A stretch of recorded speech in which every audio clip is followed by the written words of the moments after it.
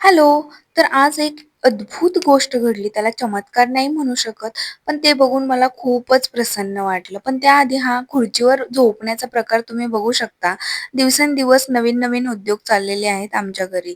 तर आज आहे अंगारकी संकष्टी. नेहमीप्रमाणे मी देवपूजा वगैरे आवरली आणि माझी कामं आवरायला गेली. कामं आवरता-आवरता माझं अचानक लक्ष गेलं या दिव्याकडे. तर त्यामध्ये खूप सुंदर असं जास्वंदाचं फूल तयार झालं होतं, अगदी गणपती बाप्पांचं फेव्हरेट. आणि आज अंगारकी संकष्टी. त्यामुळे मला खूपच छान वाटलं, की आमच्या मंदिरात जास्वंदाचं फूल तयार झालंय.